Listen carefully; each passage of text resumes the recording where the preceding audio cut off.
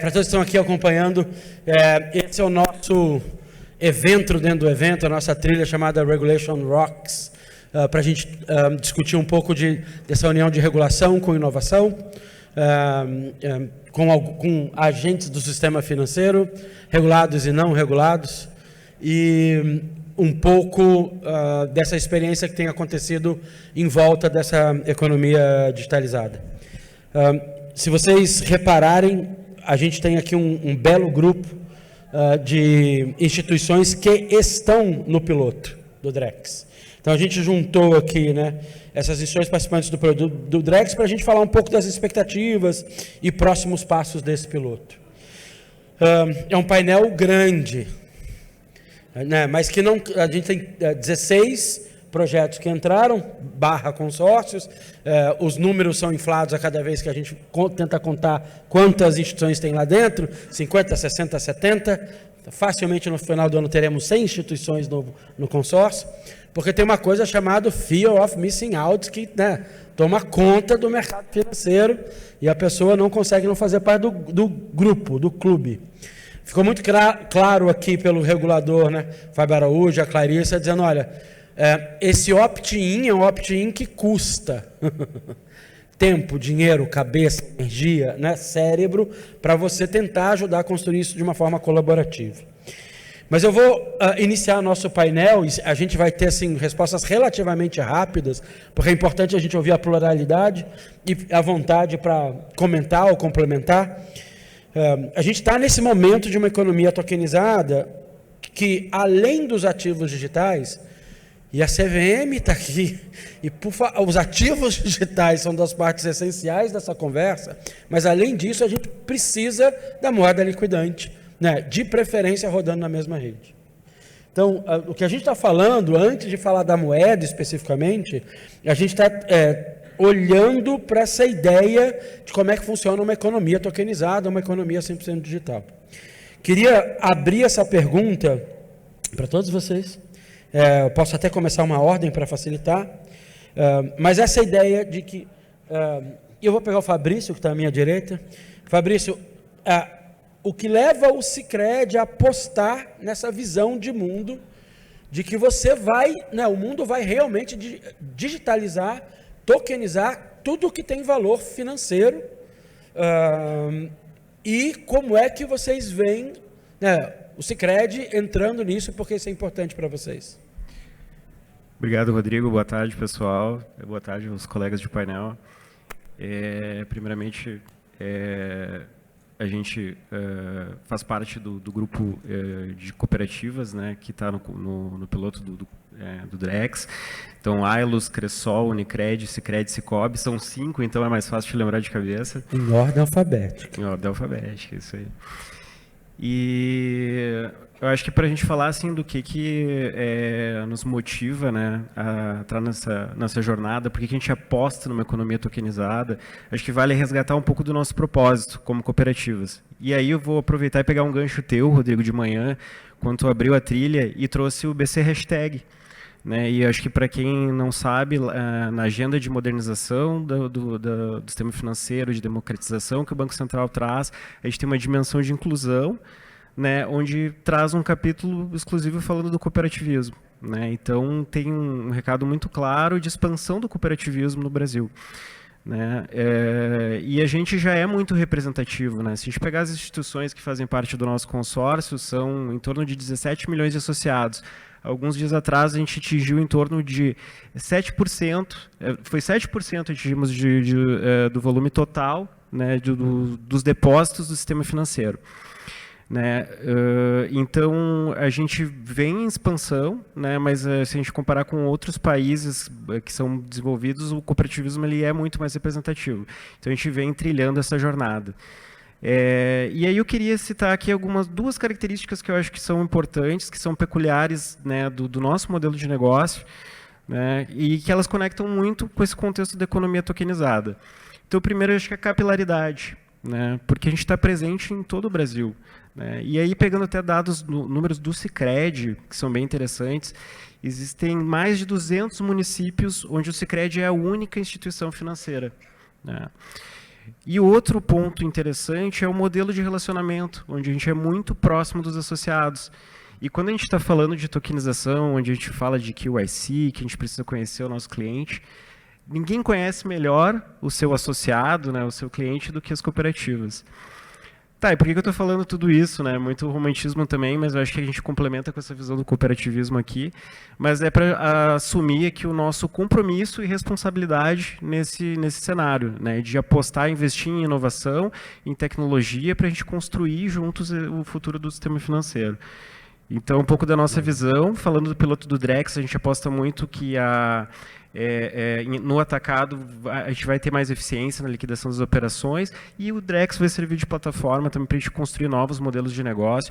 A gente vem apostando muito nas discussões de casos de uso dentro do consórcio, então a gente pretende trabalhar forte nisso, né, para dar essa contribuição aí das cooperativas nesse contexto. Que legal. Sua fala me fez lembrar uma do professor Robert Townsend, que é um dos pesquisadores que acompanhou o Lift Challenge. A gente teve a oportunidade de ter uma palestra com ele, e ele abriu, quando eu perguntei para ele, né, comparar e contrastar a iniciativa brasileira com o resto, fala, porque a CBDC brasileira, o cerne dela é a democratização do serviço financeiro. Isso é uma coisa que diferencia muito o desenho de forma geral. E, né, é super bacana, né, ouvir de você e ouvir de um professor do MIT que só faz isso da vida, né, entendendo como é que contratos inteligentes podem impactar o sistema financeiro dos países. Lia, acho que eu vou passar para você. Qual é a aposta do BB, esse banco também pequenininho do Brasil, em relação a essa economia tokenizada? Por que vocês acham que esse é o futuro e vale a pena vocês estarem juntos nisso? É um grande desafio, né, que nós temos, mas assim, a gente enxerga o Drex como uma porta de entrada para a economia tokenizada, né? Então a gente vai conseguir na rede transacionar ativos, enfim, fazer um pagamento com uma moeda segura. Nem tudo são flores, a gente tem aí sim esses desafios. O desafio aqui na tokenização também muito relacionado à interoperabilidade. A gente tem aí muita gente, emitindo, né, muitos players emitindo tokens. Então fazer a conexão com tudo isso não é fácil, mas a gente tem um mercado muito promissor, né? A gente tem um relatório do Boston Consulting Group que ele diz que em 2030, por exemplo, a gente deve estar aí com 10% do PIB proveniente do PIB mundial, proveniente de uma economia tokenizada. Hoje, isso dá cerca aí de 16 trilhões lá para 2030. Então, o mercado em plena ascensão. Então, a gente tem muito ainda a trabalhar. Hoje, dados de 2022 demonstram que a gente está aí na casa dos 300 milhões ainda. Então, tem bastante terreno aí bem fértil para a gente explorar. O Banco do Brasil, sendo um banco aí, o maior parceiro do agronegócio, da agricultura familiar, pensa muito nessa democratização da economia, também está voltado aí para ativos. O que a gente pode trabalhar com ativos aí que facilitem, que proporcionem aí que não só grandes investidores tenham acesso a esse tipo de economia. Então isso é muito bacana. Então a gente está olhando muito com esse viés da agricultura, o viés muito de sustentabilidade, olhando também para ativos dessa natureza. Enfim, talvez mercado cripto. Então, assim, a gente enxerga um mundo de possibilidades que a gente pode explorar e está só começando. Que maravilha.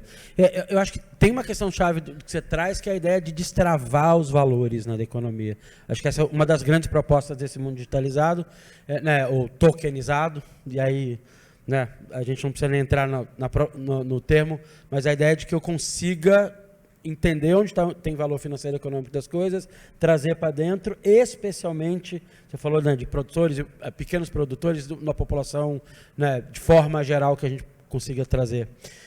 Luiz, acho que eu vou passar a bola para você. A TecBan é um agente interessante no sistema financeiro, né? Vocês têm uma posição diferente, você não é um banco clássico. Qual é a aposta que vocês têm? Por que vocês acham que vale a pena estar junto dessa visão de economia e finanças tokenizadas?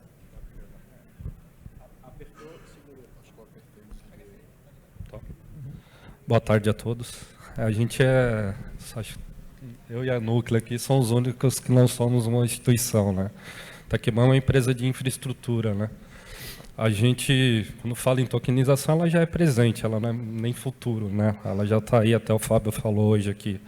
Pela manhã você tem hoje a tokenização rodando, só que muito na base da confiança, né? Você confia e aí o Banco Central está puxando essa onda para você ter um ambiente regulatório favorável, ele é importantíssimo perante todos os desafios que já existem, né?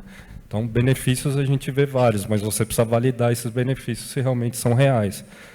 Senão fica bonito, você fala, pô, tokenização parece que funciona tudo perfeito.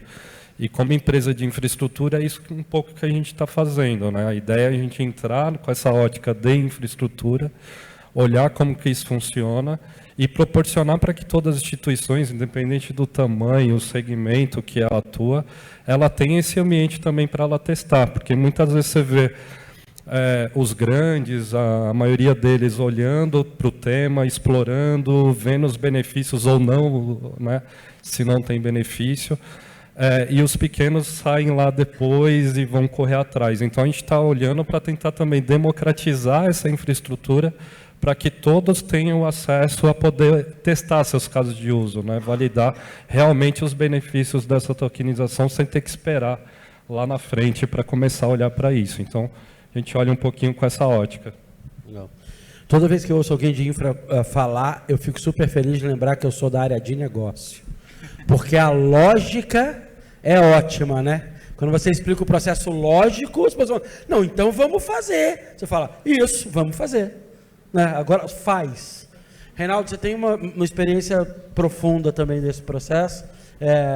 E eu não vou te deixar por último, porque eu fiz a besteira de deixar o Tota por último numa questão. E ele falou, isso aí eu faço há muito tempo, não sei nem o que eu estou fazendo aqui. Bom, boa tarde para todos. Né? Primeiro, é uma satisfação muito grande para a gente aqui como MB. Né? A gente é uma startup que em 2017, quando começou o ano, a gente tinha 8 pessoas. Né? E a gente vem trilhando aí uma jornada super difícil, né, de empreender no Brasil e principalmente empreender nesse mercado que é super complexo, né, que é o mercado financeiro de capitais. Né? É difícil pra caramba porque normalmente, sei lá, no mundo inteiro, né, reúne as melhores pessoas, os melhores recursos. Né? Então você criar algo nesse ecossistema é sempre muito difícil. Então para a gente é muito orgulho, né, a gente poder participar, né, desse projeto, né, do Banco Central, né, trazendo essa visão, né, de uma startup, né, de uma empresa que está buscando uma disrupção, né, no mercado de certa forma. Né? Então, acho que o primeiro recado que eu queria passar é esse. Né? A gente aqui, dentro do Drex, né, a gente participa de um consórcio, né, junto com a Mastercard, com a CERC, com a Sinqia e com o Banco Genial. Né? Então, a gente está super bem acompanhado, né, nesse projeto para não fazer muita besteira, né? Então, a gente acredita que pode contribuir e colaborar para passar essa visão do mundo tokenizado, da economia tokenizada, que é a ideia do MB desde 2013. Né? São 10 anos que a gente defende que Bitcoin é algo relevante, né? Que a tecnologia que foi criada, né, pelo Satoshi Nakamoto, né, a ideia, né, de você ter um ativo digital que ele tem as mesmas características como se fosse um ativo físico, né, que você, de fato, dispõe da completude, né, dos direitos de propriedade. Né, a gente achava ali em 2013 que isso era incrível, e em 2019 a gente começou a aplicar isso como tecnologia mesmo. Né. A gente criou, né, o processo de tokenização de recebíveis, né, em 2019. Né, na época, ninguém falava, né, de tokenização desse tipo de processo. Né? Existia já a tokenização de NFTs, né? Em 2017 ali tinha surgido, em 2015 tinha surgido os Colored Bitcoins, né? Em 2017 já tinha surgido os CryptoPunks, os CryptoKitties, já existia stablecoin, né? Já existia o Tether, já existia a USDC, né? Mas já existiam os ICOs, né? Que era a tokenização dos projetos, das empresas, né? Que deu super errado. Né, mas era uma ideia muito bacana, né, e a gente acabou juntando ali uma turma que fundou, né, o MB, entendia bastante de tecnologia, com a turma que veio do mercado financeiro tradicional. Eu vim, né, de 10 anos da hoje B3, né, eu fui quase 10 anos, né, diretor jurídico, compliance, riscos da CETIP, né, então a gente acabou percebendo que caramba, o blockchain é CETIP, né? Você consegue fazer registro, você consegue fazer depósito, você consegue fazer DVP, né? Usando uma programação dentro do smart contract. Por que a gente não cria a CETIP 4.0? Né? Essa era a nossa ideia lá em 2019, de tokenizar para trocar, substituir o CETIPar. Né? Era uma ideia, né, que, com o apoio, né, e muitas outras empresas que acabaram surgindo depois, hoje, enfim, chegou num conceito que está muito melhor do que a nossa ideia lá em 2019, né, e está dentro desse programa, né, de desenvolvimento, né, do Drex, né, que é essa infraestrutura para padronizar, né, para tornar mais eficiente aquela ideia que parece que fazia sentido. Né? Então, é dessa forma que a gente quer contribuir nesse projeto do Banco Central. Você falou em CETIPar, eu já olhei para o Rafael, ele vai soltar CIPAR, ou então nuclear. CIPAR é legal. CIPAR é legal. A visão da atual núclea, né? Isso é que nem CIAB e Febraban Tech, tem que lembrar do nome anterior. Qual é a aposta de vocês? Por que vocês acham que vale a pena contribuir nesse desenho aí de economia tokenizada? Bom, a Núclea, para quem não sabe, é a antiga CIP, Câmara Interbancária de Pagamentos. Eu juro que algum dia eu vou parar de falar essa frase. Mas a Núclea é a maior câmara de liquidação do Brasil. Esse ano a gente vai terminar o ano com mais de 15 trilhões de reais processados. Então, não tinha como a gente discutir um sistema de liquidação atômica e a gente não querer participar, né? E todo o painel que eu participo, junto com outras IMFs, outras infraestruturas de mercado financeiro, todo mundo sempre diz, poxa, mas como ficam vocês, né? Vocês vão ser substituídos, vão ser totalmente disruptidos, e a gente não acredita nisso, no sentido de que os papéis foram criados por algum motivo. Se você tem uma registradora, se você tem uma escrituradora, se você tem um custodiante, ele foi pensado para proteger o sistema financeiro, né? E as IMFs, elas são grandes para-raios do mercado para proteger que o estrago seja muito grande. Então, a gente participa para entender qual vai ser o papel das IMFs, como a gente vai poder contribuir e como o sistema, a tecnologia, na verdade, vai trazer mais eficiência para o mercado e como a gente vai poder ajudar nessa eficiência. Então, era essencial que a gente estivesse participando. Então, talvez nós sejamos a empresa que estamos com uma visão mais diferente dos outros players que estão participando do piloto. E traz uma discussão que eu acho super interessante, que de vez em quando a gente tem, é que algo tecnologicamente possível não é necessariamente socialmente desejável. Né? Acho que você tem algumas camadas, né, de intermediação financeira com uma função de dar estabilidade mesmo para esse processo. A gente, né, não tão longe atrás passou por uma crise financeira seríssima, né? E a gente olha, você falou dos ICOs, não é nem essa que eu estou falando, não. Essa escala foi menor, né? Mas você tem algumas experiências financeiras que você tem que ter, acho que algumas certezas do que está acontecendo, e mesmo podendo super desintermediar em alguns momentos, você tem que se perguntar, né, conflito de interesse de super organizações, por exemplo. Acho que essa é uma discussão que vai estar aberta nessa construção do Drex. O Brasil claramente tem se destacado nessa construção de uma CBDC, acho que não só pelo papel do famoso regulador inovador, que é o nosso Banco Central, mas pela participação direta, né, das infraestruturas de mercado, das IPs, dos bancos, né, governamentais, regionais, privados. Acho que esses painéis têm sido aqui uma prova disso, de quanto está todo mundo fazendo essa construção conjunta. E aí, para vocês que estão participando diretamente desse processo, a minha pergunta é em relação à visão de vocês dessa CBDC brasileira e até onde vocês acham que a gente pode chegar. Né? O que a gente vai poder fazer quando a gente tiver resolvido essa história de ter uma moeda digital na mesma camada que os ativos financeiros. Vou fazer uma inversão, vou começar com você, Rafael. Bom, é difícil dizer, acho que o céu é o limite, mas eu acho que o Banco Central foi muito feliz na escolha de como eles estão fazendo, né? De criar uma infraestrutura base para poder permitir que o mercado traga cases de uso interessantes. Então, eu faço muito um paralelo na época das origens da internet, né? Quando se criou o TCP/IP, você via as propagandas, as entrevistas com o Bill Gates, ele falando, poxa, mas dá para ver notícias, é um grande banco de dados online, e o pessoal brincava, né? Não, pô, mas isso tem o jornal, isso tem o rádio, isso tem a TV. Então, a gente está nesse momento. Muitas vezes você fala, pô, mas esse problema que o blockchain está resolvendo já é resolvido de outro jeito. Esse também. Mas não todos na mesma camada, não todas com uma liquidação atômica. Então, a gente ainda tem muito a evoluir e a gente está no começo dessa jornada, como a gente estava com a internet lá atrás. Vejo muito a questão de identidade, enfim, acho que... o que todo mundo aqui tem certeza é que vai mudar a forma como a gente se relaciona no mercado financeiro.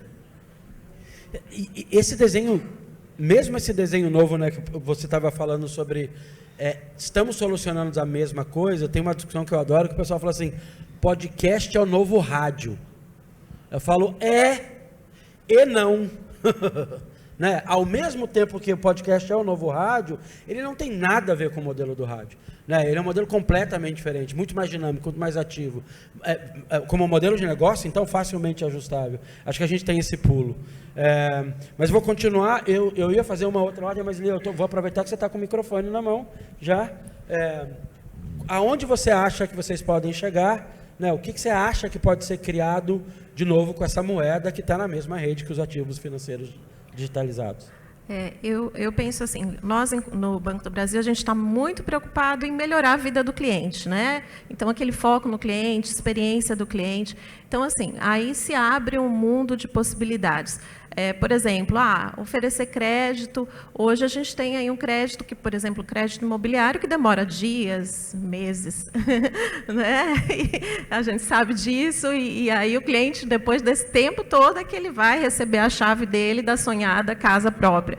Então, assim, a gente tem várias possibilidades nesse sentido, de explorar isso, de diminuir intermediários e o cliente conseguir fazer isso num prazo muito mais rápido, né? Então, eu vejo que é alguma coisa que a gente pode trazer. A gente tem aqui no Brasil, por exemplo, uma grande parcela da população que, incrivelmente, não tem acesso à internet. A gente tem dados aí do governo que mostram que cerca de 37 milhões hoje de habitantes não possuem acesso à internet. E muitos deles, a gente tem cerca de 87 milhões de pessoas que não acessam a internet todos os dias. Então, a tecnologia ela pode proporcionar, a tecnologia, por exemplo, de pagamentos offline, ela pode trazer um acesso a serviços financeiros que hoje esse pessoal não tem. Então, a gente está muito focado nessa melhoria de experiência para os clientes, para que a gente consiga traduzir o que é o Drex na vida dele, ali no dia a dia,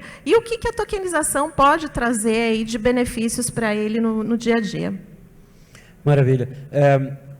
Você resgatar a ideia de que a gente não tem internet para todo mundo, eu mostrei isso no começo, na primeira palestra, eu vou mostrar de novo.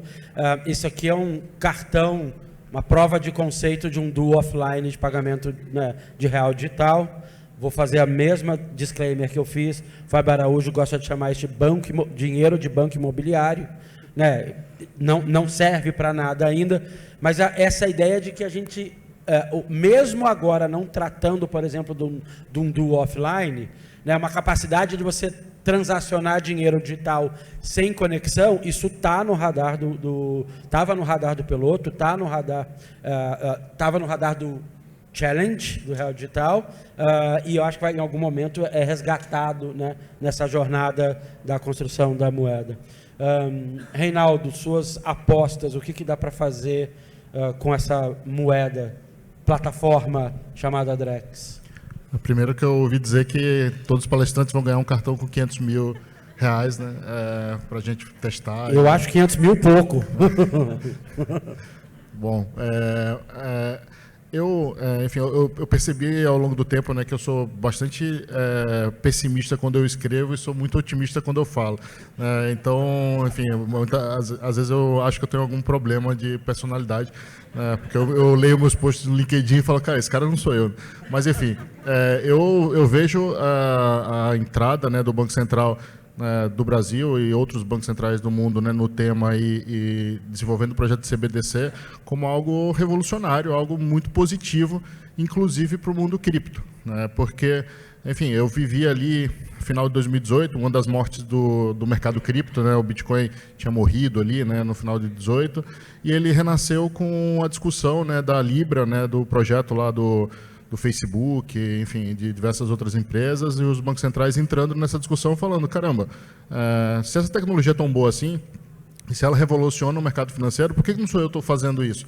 Né? E o Banco Central ele encabeçou, né, essa liderança de criar essa infraestrutura, né, para conectar o mercado financeiro tradicional nessas possibilidades amplas, né, que a tecnologia cripto traz, né, de você poder programar a moeda, de você poder fazer DVP com diversos ativos, né, do mundo real, do mundo digital, né. Então, enfim, se a gente conseguir construir, né, essa infraestrutura, né, aproveitando todas essas boas características, né, do mercado cripto, né, que a gente observa, né, no mundo cripto, com DeFi, elementos de DeFi, né, elementos de descentralização, né, acho que isso tudo cabe dentro do conceito que eu escuto, né, que o Banco Central está querendo desenvolver. Acho que vai ser um ganho relevante para o sistema financeiro, né, para o sistema de pagamentos e talvez a inclusão do mercado de capitais dentro dessa evolução do sistema financeiro, né? Eu brinco que é o Pix do mercado de capitais, né? Porque, enfim, eu não acho que a gente precisa de um sistema de pagamentos melhor do que o Pix, né? Não acho que se fosse só para isso, acho que seria muito pouco, né? Mas se a gente conseguisse trazer o resto do mercado financeiro, né, que é o mercado de capitais, para dentro desse conceito, né, de transação 24/7, simples, enfim, eu acho que a gente vai ter um grande desenvolvimento da economia e sociedade no país. E essa expressão parecida como o Pix do mercado de capitais já foi usada pelo próprio Banco Central. A ideia de que você, né, vai prover serviços para o mercado de capitais de uma forma, né, e serviços financeiros que não sejam só de pagamento, de uma forma parecida com o que você fez com o Pix para pagamentos. Acho que esse é um grande pulo, e é um pulo muito voltado para o que a gente discutiu aqui, de programabilidade e composibilidade. Sim, eu falo composibilidade, né? Eu não consigo falar componibilidade. Mas acho que esse é um pulo super interessante. Luiz, qual é a aposta? Onde a gente chega com essa moeda, com essa plataforma? A gente já vem numa agenda há um bom tempo de inovação, né? Cada novo marco que vai sendo implementado vai mudando completamente a forma da nossa vida financeira, né? E o Drex é mais uma delas, né? É um novo marco aí que, da forma que, acho que isso que o Banco Central está sendo muito feliz, como o Rafa comentou aqui também, se olhar aí no mundo, em torno de 130 países olhando para a CBDC, poucos estão olhando no formato que o Brasil está fazendo, né? De fomentar novos modelos de negócio, né? E isso, o céu é o limite, né? Como o Rafa falou. Mas isso tem que ter ondas, né? Também não adianta você passar o carro na frente dos bois, né?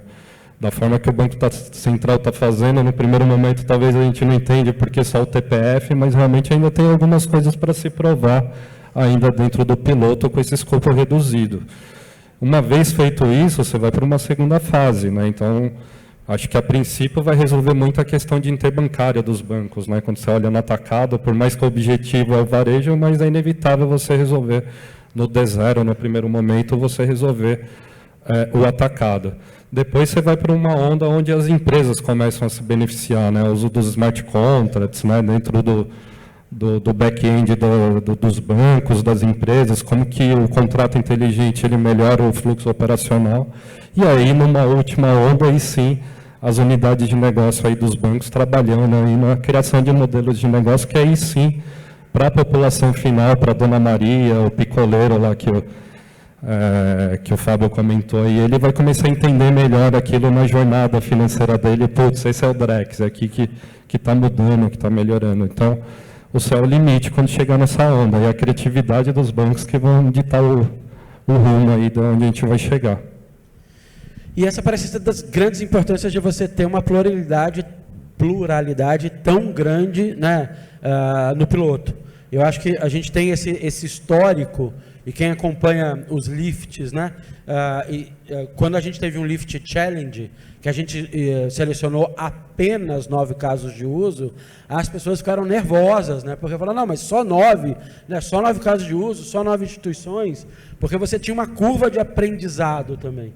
E agora você tem um segundo pulo, quer dizer, olha, 16 projetos passaram com 80, já aumentei o número, com 80 instituições agregadas, 70, 80 instituições. Eu acho que você tem esse espaço, né, de crescimento para criatividade e desenho das instituições financeiras e, né, modelos de negócios muito próximos a isso. A gente tem visto algumas iniciativas super interessantes, inclusive, como sandbox de Drex. Né, as pessoas já, quem está dentro do piloto, já está arrumando a casa, dizendo, olha, Ctrl+C, Ctrl+V, roda aqui, roda lá. Né, e para você começar a fazer alguns testes interessantes, até abrir para algumas instituições que não estão participando, para trazer e realizar o céu é o limite. Fabrício, não deixei por último de maldade, não. Né, você está aqui. O que dá para fazer? O que vocês querem fazer? Como é que você vê, né, a potencialidade dessa entrega dessa moeda? Onde é que a gente espera chegar, né? A gente enxerga o Drex como uma plataforma onde a gente possa construir novos modelos de negócios e serviços financeiros, né? Mas que não seja só tecnologia por tecnologia, que a gente possa, de fato, gerar resultados de negócio e fazer diferença na vida das pessoas. Hoje ainda é um pouco difícil falar do Drex, né? Eu acho legal com o Banco Central recentemente trouxe alguns conteúdos, né, onde ele tenta simplificar, né, essa linguagem e aí deixa claro até um dos principais benefícios da tecnologia que a gente tem no curto prazo, que é entrega versus pagamento, né? E aquele exemplo da venda de um veículo, né, onde a gente tem que sincronizar, né, a transferência da propriedade com o pagamento, eu acho que ele torna muito tangível, né, como a tecnologia ela pode contribuir, ela pode fazer essa diferença na vida das pessoas, né? Como eu comentei antes, né, dentro do consórcio a gente vem discutindo casos de uso e preparando também uma rede paralela para que a gente possa validar isso, né? Dentro do Sicredi, a gente já fez alguns experimentos também, né, utilizando inclusive a mesma tecnologia, o Bezo, né, e eu vou dar uma manchete aqui, mas quem quiser trocar uma ideia, porque não dá tempo de a gente explorar aqui, mas quem quiser trocar uma ideia no paralelo a gente pode falar, mas a gente criou um pagamento programável, né, fizemos um experimento com pagamento programável, onde a gente tokenizou o cheque. Então, muitas pessoas se espantam quando a gente fala disso, mas a gente tem bastante informação e propriedade para falar sobre esse tema. Então, quem quiser, a gente pode trocar uma ideia sobre isso. Né? Então, acho que... mas, ao mesmo tempo, acho que vale falar também que a gente tem alguns desafios. Né? E a gente precisa superar eles para a gente poder chegar lá. Né? E eu vejo 3 domínios muito importantes que a gente precisa trabalhar. Né? Um é o negócio, que são esses casos de uso, né? O outro é tecnologia, então a própria Clarice falou hoje pela manhã que a gente vai começar a evoluir em estudos da parte de privacidade. Interoperabilidade é um tema muito importante, né? E aí quando a gente fala interoperabilidade é de redes para fazer essas trocas de ativos, mas também é para que a gente consiga conectar essas plataformas DLT e o próprio Drex, né, aos nossos sistemas legados, aos canais atuais das instituições financeiras. E eu vejo que um outro desafio é no domínio das pessoas, né? Porque o quanto essas tecnologias elas são novas e quanto a gente precisa de profissionais capacitados para estar fazendo design, né, de soluções, né, dentro desse contexto da economia tokenizada e do Drex, né, e a questão da capacitação técnica mesmo, né? Então acho que são desafios que a gente vem enfrentando, né, que a gente vem evoluindo, mas para que a gente possa, né, chegar lá a gente precisa avançar bastante ainda. Legal. Você falou de tokenização do Drex, eu fiz uma pergunta para o Fábio Araújo mais cedo, né, se o sistema do Drex ia matar o STR, e ele diz, olha, enquanto as pessoas usarem, né, cheque, vai estar lá. Estou começando a achar que você precisa conversar mais com o Fábio Araújo. Né? Vamos trocar uma ideia. Se você passar o cheque para o STR, vai ficar sem resposta. Isso. Falar, realmente não vai ter muito o que fazer. Bacana ver essas possibilidades, e eu acho que eu vou fechar essa rodada assim. A gente tem, sim, um escopo muito bem definido e limitado no piloto do Drex, né, que é a ideia final de 2 pessoas poderem comprar e vender um título público federal tokenizado, passando, né, sendo intermediados por banco. E isso que parecia simples, que no começo o pessoal falou, nossa, só isso? Todo mundo que entrou está desesperado, que é tudo isso. Né, porque você tem desenho de arquitetura, você tem todo um processo maior na execução. De novo, é sempre bom ser a pessoa de negócio e não a pessoa de tecnologia. E a gente também adora dar o exemplo super válido do imóvel, do carro, né? Minha irmã acabou de comprar um carro, juro para vocês, a pessoa foi na UTI levar o documento porque o meu afilhado foi internado. Imagina, né, como é fácil comprar um carro na UTI, essa confusão. Mas além do óbvio, então assim, quais são as possibilidades dessa moeda que a gente não tem, né, dessa moeda, dessa plataforma, desse jeito de uma nova economia, além do óbvio, assim. O que vocês tiram da cartola meio maluco, mas que vocês acham que pode acontecer? E agora é meio livre, assim. Quem quiser, quem animar. Eu vou pegar o gancho aqui, já estou com o microfone na mão. E acho que o Steve Jobs costumava dizer, né, ele trazia até uma fala do connecting the dots, né, acho que a gente pode usar combinações de tecnologias e conhecimentos, né, prévios para a gente criar novas soluções, né. E aí, numa visão mais futurista, eu vejo que o Drex pode conectar com outras coisas, a própria internet das coisas, né? A gente pensar em pagamentos autônomos, hoje a gente tem, por exemplo, soluções de pedágios com soluções proprietárias. Então, né, se a gente pensar no futuro no Brasil, no free flow, como é que o Drex poderia também se conectar, né, esse ecossistema, né? O próprio pagamento versus contrapagamento, né, que a gente chama os pagamentos transfronteiriços, né, a incrível oportunidade que a gente sabe que é uma experiência hoje que ela tem bastante atrito, né, que pode ser melhorada, então tem uma promessa também da CBDCs, né, e aí acho que tem um esforço grande, né, de coordenação entre os países, enfim, os órgãos para que a gente possa, né, criar soluções aí utilizando as CBDCs, não só o Drex, né, mas para que a gente possa melhorar a vida das pessoas, né. E aí acho que de novo, acho que vem um pouco dessa nossa maturidade que a gente tem que ganhar, né, com relação à tecnologia. Acho que dentro do consórcio a gente vem se empenhando muito, né, para que a gente possa enfrentar esses desafios ali de conseguir executar os testes, né.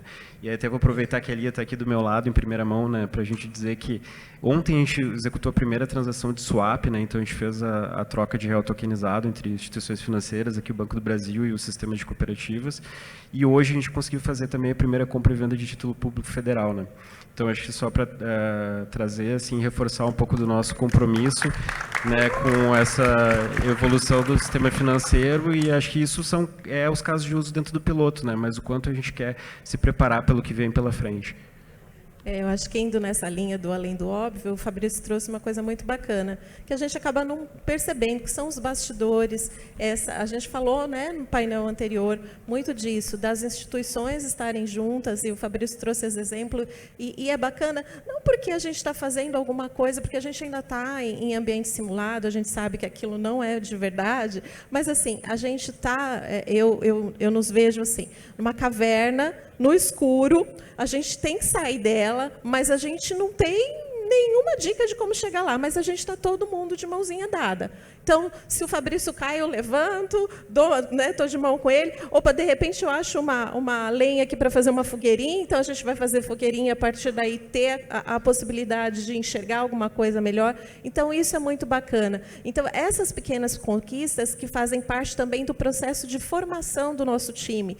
A tecnologia é nova, a gente já falou isso em outros painéis, a gente não está falando de Pix, a gente não está falando de Open Finance, que a gente tinha um negócio inovador.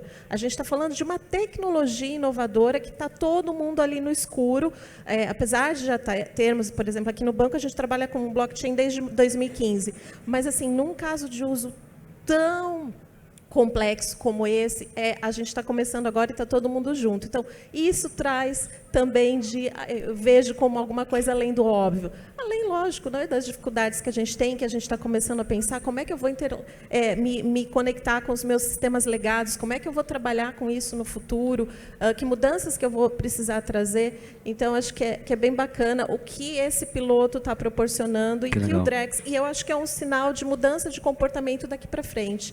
Nós nos vermos muito como parceiros, como é que a gente vai desvendar esse mercado juntos e trocando aí essas experiências. É muito legal trazer à tona essa ideia de que, ok, tem os produtos além do óbvio, tem os serviços além do óbvio, mas tem essa coisa de uma estrutura de cooperação que não era nem possível antes, né, ou que a gente não conseguia enxergar de verdade, e agora é no sistema. Reinaldo está aqui esperando para dar a deixa dele do além do óbvio, o que a gente pode fazer. Acho que o óbvio é reduzir intermediários inúteis, né? Assim, a gente normalmente produz intermediários, né, para facilitar a nossa vida, e com o tempo alguns deles se tornam inúteis e a tecnologia, novos modelos de negócio acabam eliminando eles, né?